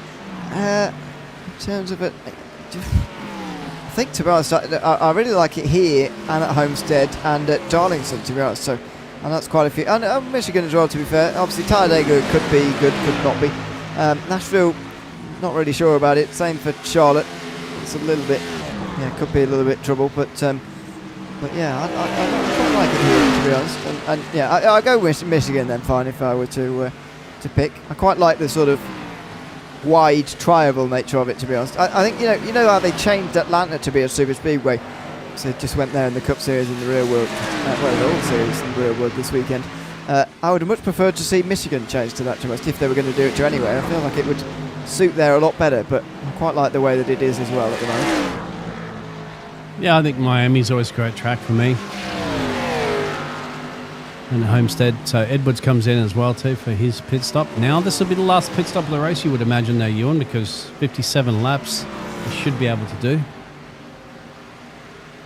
Michael Cole's even in the car. I think Michael Cole still is sitting in the car, if I'm not mistaken there, Ewan. 35 he minutes is, in, yeah. He is in 36 minutes in. He might be at another point just hanging out with one of his mates or something like that, maybe doing a bit of spotting for him. Good to see. But he wouldn't be in the car if he was doing that, if he was actually spotting, would he? I don't know. Maybe he'd have escaped actually out of the car. I don't think he'd be. True. Showing us in. Might be right. I don't think the driver's body would be there. Comes Edwards. Hey, he's got to jump on his second four computer, tyres. perhaps. Loaded up his second iRacing account. That would be quite. That would be quite extravagant. There's your race Cole's leader, and in this the is second place. Go ahead. Sorry, Cole's in the situation now. We're getting close now that even if he gets out the pit lane and somebody crashes now, he's not actually going to catch them with the laps remaining. So he might as well pull the plug, to be honest, as long as he's sure those four behind him don't come out and cost him any points. And that's maybe what he's staying in the session for. This could be a really and caution. Well, now who is it for? Caution flies with 53 to go. I think it's a 135 lap green flag run comes to an end with Jay LeGrave in the 79. There we have it. We have to say hats off to the gentleman for driving. Oh, contact. Is that Compton? That just tapped him a little bit. I don't think it's Compton. No. Didn't look like him to me. May have been. I didn't catch the number on the way past, unfortunately, but absolutely dumped Jay LeGrave there. Number 9. It's the 9 of Edwards. Yeah. John Edwards. So Chaser McCook gets the free pass. He's now 1 lap down, or he will be, and here they come, stopping now. So Logan Gill's in, Todd Slawson's in, Kevin Nerat's in, and Brad Compton surely has to come in as well, though he's a long way back in the train. He is in as well. These are the second last tyres that these guys have down on pit lane, and they're using them now with 53 to go. We got the shot there. So Kaiser agrees with me as well. Homestead would be fun to watch with the guys like McCook gripping on the wall on the top side. This is going to be gripping for the final 52 or 51 odd laps remaining after this is our second caution of the race. So this is the money stop. You've got to be perfect in your pit stops here. You can't afford to make too many mistakes here, as they're practically all down. McCook's going to stay out, try to get his laps back. So is Edwards, Frank Ranger. And there goes Gill coming out, drifting it out of pit road into the lead there. Todd comes out. Ooh, that'll be close between him and Kevy. No, it won't, actually. That's Todd and somebody else, wasn't it? Coming out pit road there. It's like Beasley, maybe. Yeah. Is that the number 2? Yeah, it doesn't matter with him because he's 3 laps down. Surprised that more of the guys haven't decided to try and get a wave around here. McCook is going to get the free pass, so he'll be 1 lap down, but nobody's tried the wave around here, I don't think. No. I guess the tyres, they feel the tyres will be so old that, to be fair, if they're 2-second drop off, you do the maths. I mean, 12 laps, they'll be caught and lapped again anyway. So that's probably what they're thinking at the moment. But you've got to risk it. This could become quite a caution-filled final half of this race. You never know. It is possible, isn't it? Because it is cautions breed cautions, and these drivers for the first time, the second time actually this evening, since way back at the start of the race, are actually going to be really wheel to wheel, door to door. Most of the other times, of course, they've been doing that as just a couple of cars on the track there, as they've been doing a bit of earlier racing. But for the most part, it's been pretty single file car, isn't it? Racing, just having to get past some traffic and stuff like that. So now it's going to be interesting. Now it's all even Stevens essentially as well too with the field there, Ewan, because they've all come down there. They've all taken some tyres. They've all got some gasolina. And once again, it's on an even Stevens field, so it's going to come back down to man versus machine. And for the first time, Brad Compton is in the game, sort of not starting right from the back here. That hasn't happened so far tonight. Maybe it was Compton. Maybe you were right, actually hitting the grade there. I've just seen that. I might have said 9 when I meant. It was 9. It was Edwards. Oh yeah, upside down, isn't it? Yeah. You might be right. We've both been fooled by the upside down 6 there. Yeah. So maybe it was Compton. Anyway, green flag. 51 to go from Dover. 4 cars on the lead lap for now. Gill, Slawson, Nerat and Compton fighting for the win here at Dover tonight. We'll see if Compton's got this pace, hasn't he, once he gets up to it. Logan Gill's gone up the road. Compton's the biggest gainer in this race too. Up 10. He's going to put some pressure on Kevy there as they've gone single file now. And McCook's the first one to lap down, who needs another caution to get himself back in this one. Yeah, indeed, there are a lot of guys who need another caution here, and it's spreading out early, but they're pushing harder. You can tell them before this. You can tell it's the final 50 laps. You can tell there's a race win on the line. Gill was hard up against the wall there through turn 2, leading this race, but he's being chased by Todd Slawson very, very closely indeed. Slawson is not one of those involved in the championship fight here. he is unlike Logan Gill in that respect, unlike Kevin Nowt as well, who's 5th place in points, and Compton obviously 2nd behind Logan Gill by 58 points coming into tonight. Gill will have already gained 5 points because he's led the most laps, but there's a bit of a wiggle, and Slauson closes through 3 and 4. So you're going to get the exit speed on that one. I don't think Logan Gill's going to open up his door too often, isn't he, to allow anybody to get that close to him. He doesn't make that many mistakes. There it is. And this is not the time of the race that you really want to be giving it away. Looks to the inside, but look at the way that the track has changed here. The concrete is now definitely rubbered in. You can see that just visually, and you can see that they're just running a little bit higher in the racetrack than they were before. Logan Gill no longer down on that apron almost. He is just in that middle line, and he seems to be running it quite well. Jay LaGrave's come back in the pit road again. That's interesting. Haven't got too much damage on that car that he's kind of sorted out for his pit crew. But here it is. It's not the only closest battle as well, too, because Compton's really putting pressure on Kevy here. This is once again a chance where we're going to see him actually start battling it out with some cars, because he's been too far back, hasn't he, and to slice and dice his way through the field. Now, that's the battle. But I think we'll go back up to Todd. And we'll see if we've got another shot here. Try to take the race lead away from Logan Gill. I think he's just biding his time, to be honest. Saw towards the end of that first run, which is really the last time, the most recent time that these guys were sort of evenly matched in an even fight on tyre strategy and everything. That was obviously well over 100 laps ago. Now they are racing one another, but they are, I think, biding their time a little bit. I certainly think Slauson is biding his time a little bit here with Logan Gill, but if Logan has worked out a better way to sort of save tyres and go quickly here, then that could be pretty dangerous for the rest of the field. Look how much quicker they are than the rest here. It doesn't look like Nerat and Compton have got the speed to compete. No, you can see it visually, isn't it, can't you? Just a handful of laps they've already done already, and then they've already got themselves a 3-second gap back to P3.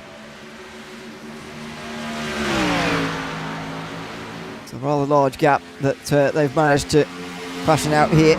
42 laps to go when they get to the line. They will go to the very end of this race if there is no more caution.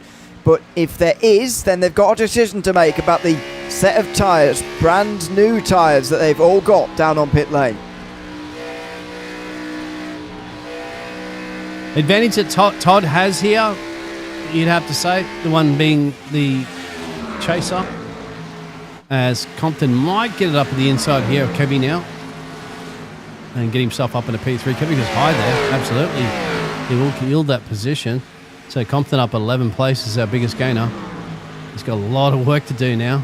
He's got 4 seconds up the road to chase these two with 41 laps to go.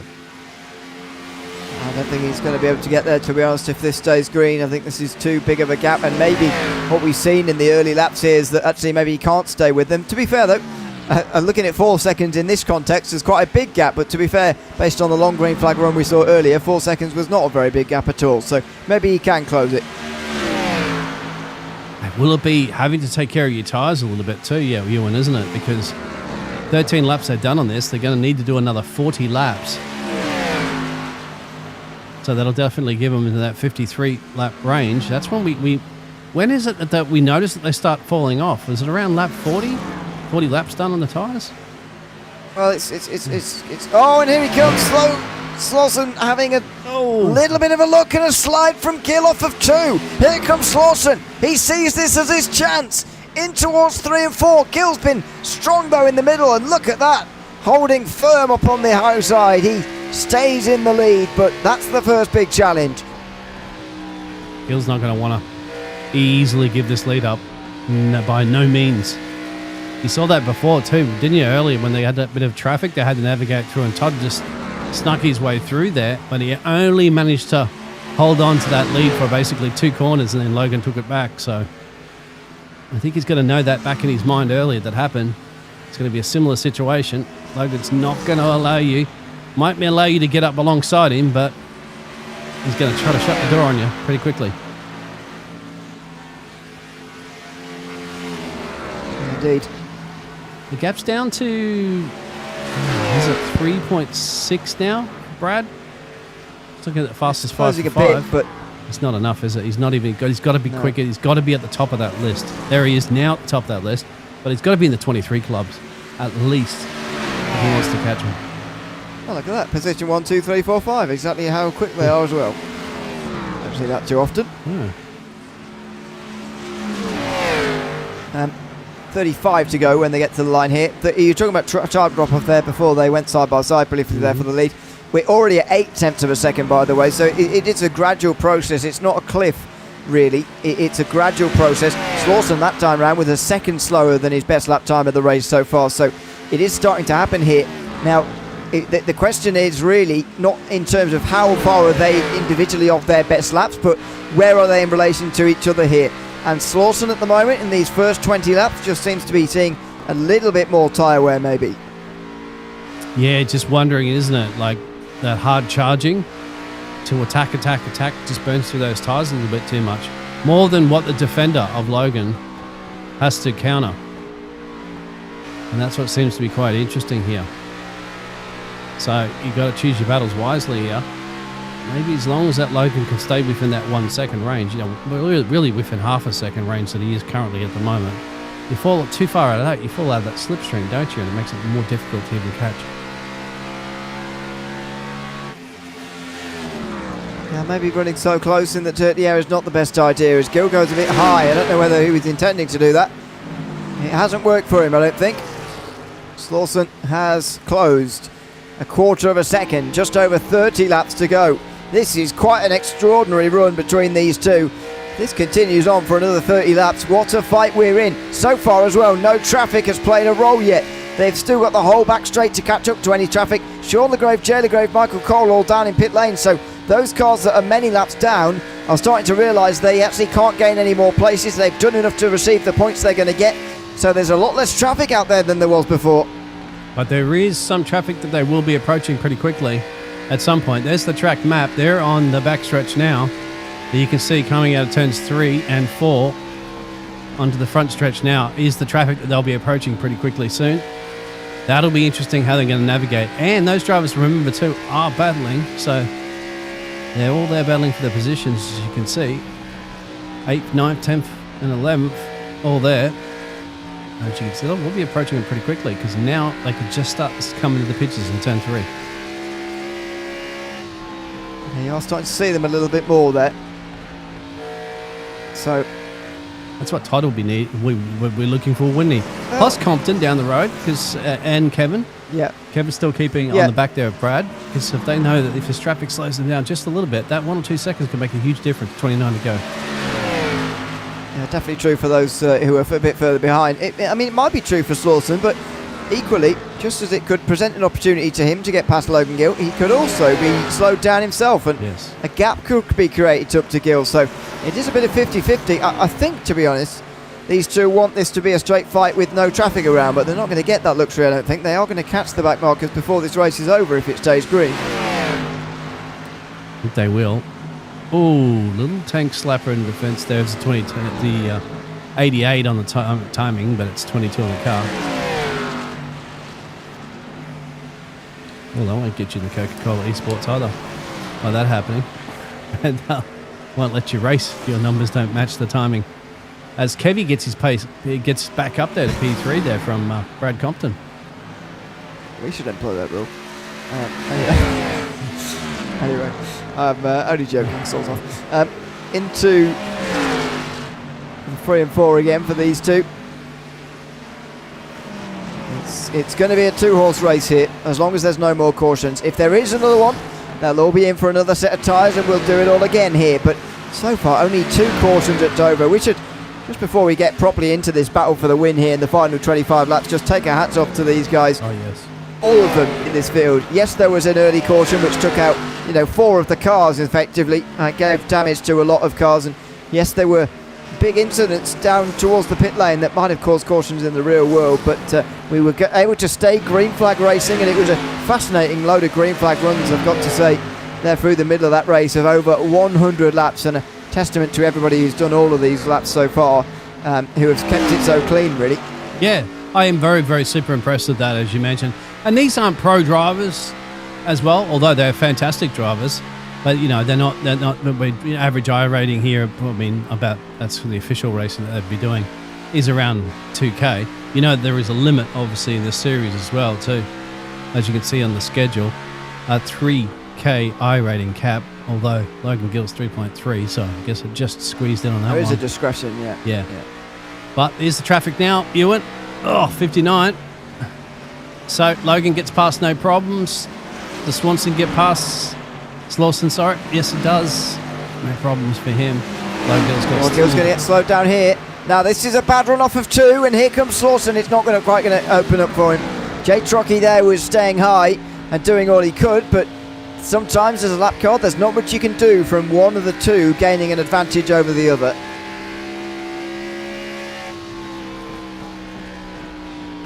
Two more traffic up the road. That's the 9th place there of Edwards and 11th place of Frank Ranger up the road. But being spread out shouldn't be too much of a problem, it's just where they approach him.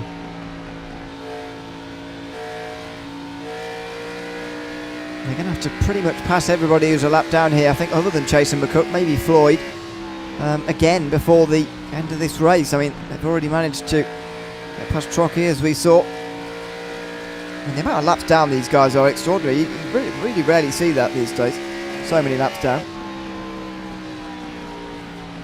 As I mentioned, it's like watching a NASCAR race from the early 90s, which I'm not unknown to have done.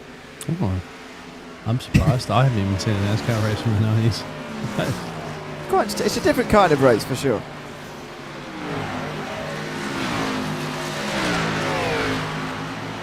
Back when it was a 500 mile every week. It's not the case anymore. Logan Gill starting to just stretch out a little bit of an advantage. 0.06 of a second over the last 5 laps on average. Oh, and contact with the wall there for one of the Toyotas up in front. And Gill's going to have to go to the high side here. Slawson will have to do the same. Watch out on the outside there. Yeah, very nervy. Yeah, that's Frank Ranger they just got past.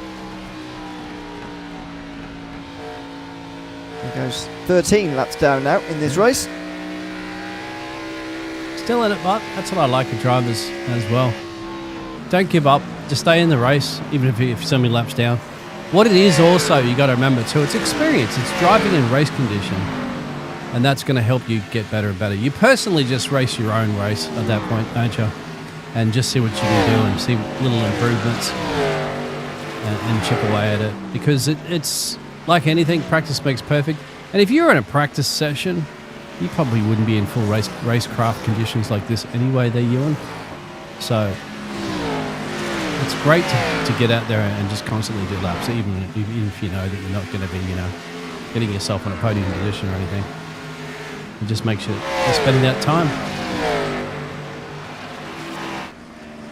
Well, Slawson has got to think about how he's going to close in now, because not only has he got limited time to make the pass, he's actually got to make a bit of a catch here before making a pass for the race win. And yes, there's traffic around.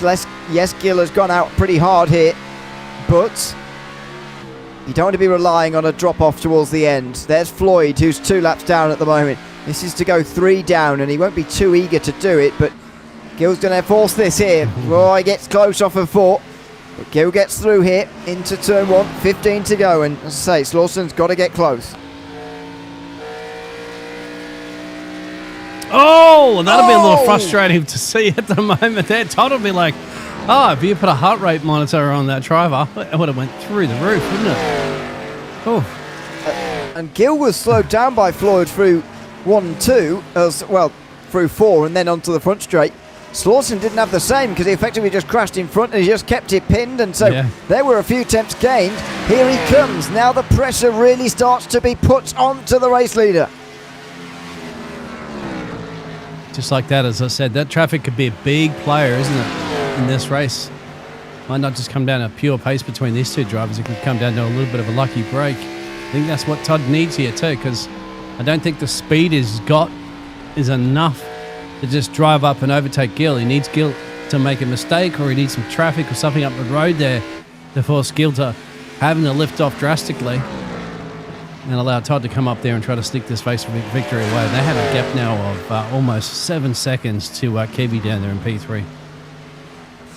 Who's, by the way, passed Brad Compton. So Compton will be cheering on Slauson at the moment because the 58 gap point in the point gap rather in the championship will be extending here no matter what. But if Slauson gets past Gill, it will be extended by much less than it will be if Gill holds on to this race victory. Of course, it will also extend by a further 5 points because he's led more laps than anybody else in this race. I think he's led more than 3/4 of this race actually by now.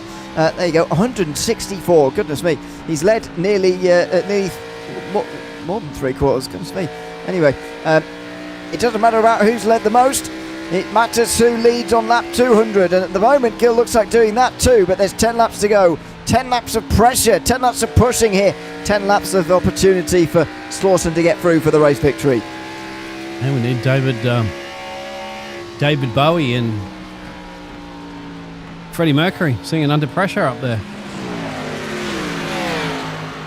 What it must feel like. He's under pressure at the moment. Yeah, there's another car up the road there that Logan's going to have to disperse of pretty quickly. He doesn't want to fall into the clutches. It is. I think it is 20... Number 2? Yep. Yeah, the 2, I think. There's Weasley.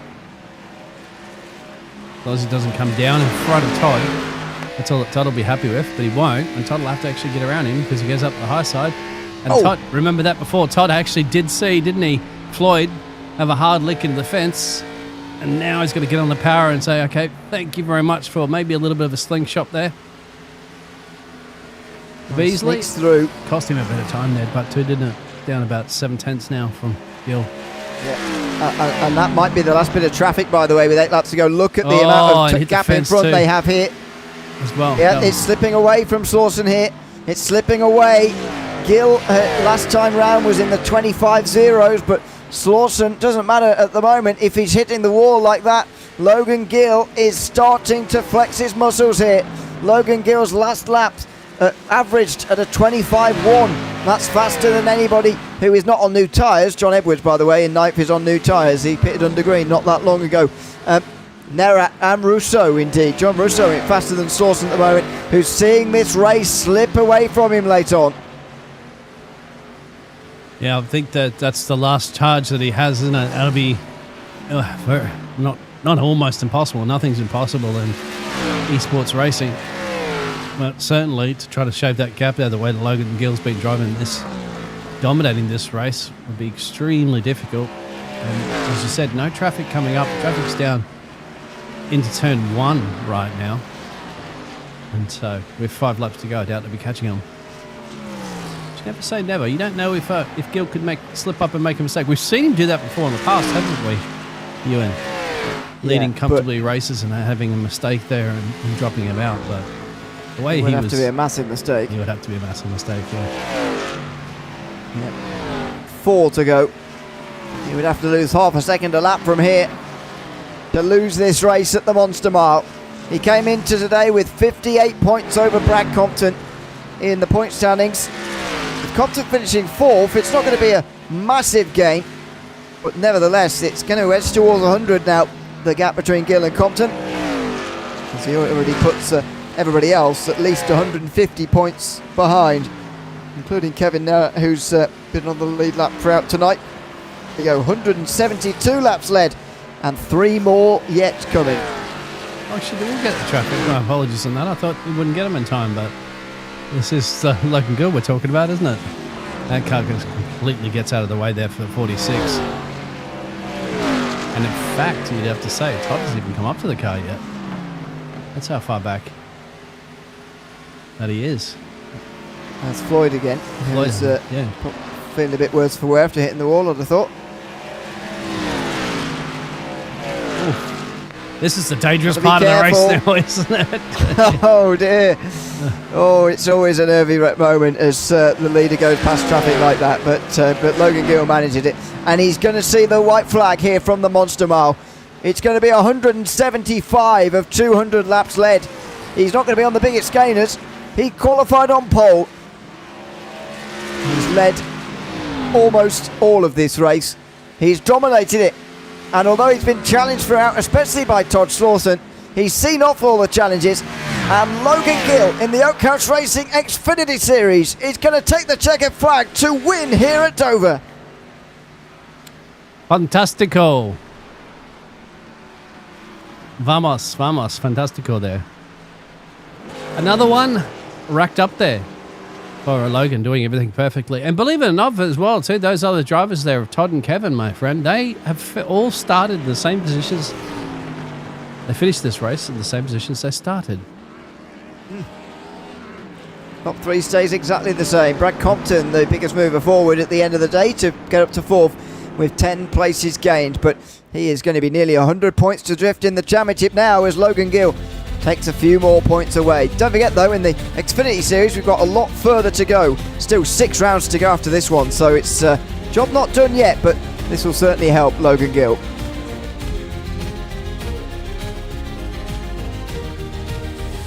Oh, I was about to say very skilled donuts until he hit the wall there. Initially they were very skilled actually. Just get a bit of practice.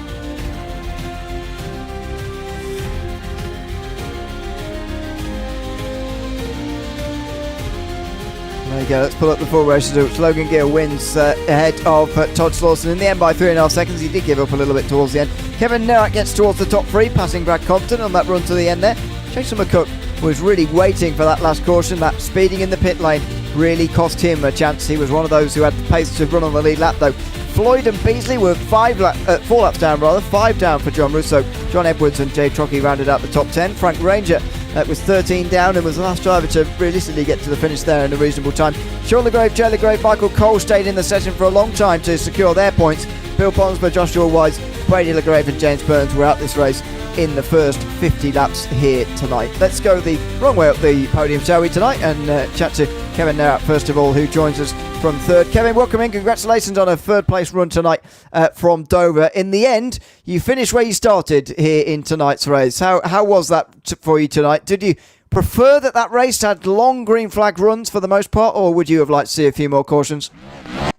No, it's nice and refreshing to have green flag laps. No, I finished where I should have. Started third, finished third. Had nothing for the top two. They were the class of the field all night. So I'm happy with it. No, it's good to get a lot of green flag laps under our belt. So it's very true. I mean, especially after watching real world racing, to be honest. But anyway, that's another issue. Talk us through the sort of key things of a long green flag run here at Dover. I noticed initially in the racetrack it didn't look like it had any rubber on it at all, and you were going everybody was sort of going about 50 laps as they ran throughout that race. But it looked to me like the cars were quite tight, to be honest. Was that the case, or what were the keys to making a long green flag run work here? Yeah, you pretty much nailed it. You had to manage your right front for sure. I mean, 50 laps on that set of tires was a lot, so you really had to back it up just to get there, and then to avoid the meatball flag too if you wore out your tires, which happened to a couple of guys. So yeah, it was like that, a little cat and mouse, and even that last run, fuel was tight, so I was backing up at the beginning, just making sure I could get to the end too. And in the end, good enough for third place. Are we going to be seeing you in the coming weeks? How are you going to go at likes of Homestead and Michigan? Time to go to some intermediate racetracks in the next couple of weeks?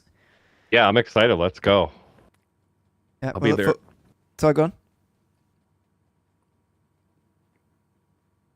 Go on, what are you going to say something? Sorry? Well, I think he said he's excited. Let's go. I think that's what he said to you. That's exactly it. Yep. Yeah.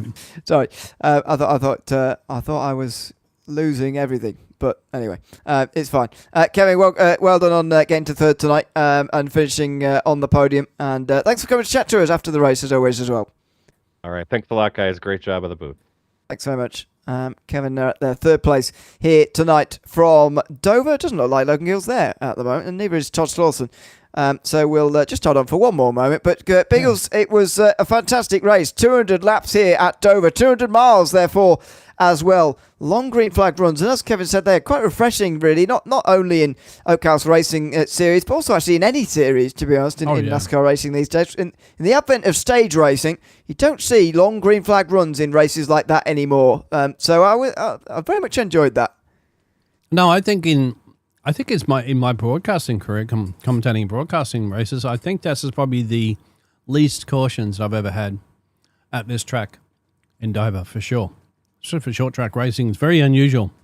Once again, maybe unfortunately because we lost a lot of those cars early in the race as well, that we might have had obviously more cars and generally increases the more chances of getting cautions too, doesn't it? At the end of the day, but you still got hats off to the other drivers here that did a fantastic job and keeping it out. Well, they had a bit of a tank slappers in the fence, but essentially, keeping it out of a couple of spins and hard licks into the fence there. And that's just the way it goes. I'll tell you what else I think reduced those cautions just a little bit. The fact there's no fast repair, and everyone realises if I crash here, that is my last chance. So, I think, although, as you say, it did take those 4 cars out of the race very early, and none of those actually really returned to any sort of decent result in the end because of the no fast repair. That's one side of it, but on the other side, I think we got some very long green flag runs as a result of it as well. So, 2 sides to every coin and all that. And that's just about it from us here tonight on Motormouth Broadcasting, though, from the Oakhouse Racing Xfinity Series from Dover. We're here for the next 6 weeks in a row as this series draws to a close. 5 races in the month of March, starting at Homestead next week. We'll be live 1st of March, same time, same place, here on Sunday night for that. We're also live on Thursday nights with the Oakhouse Racing Truck Series, of course, as we have been since the start of the season. And it's Super Speedway racing next week from Talladega. 26th of February for that one. Same time, same place, again on the Motormouth Broadcasting Network on Thursday, so make sure you join us for that. I've been Neil Leary alongside Dean Biggles here in the commentary box as Logan Gill takes victory at the Monster Mile at the Dover Motor Speedway. We'll be back in 7 days' time to see if he can do it again at Homestead Miami Speedway. Make sure you join us then, but from all of us, it's goodbye.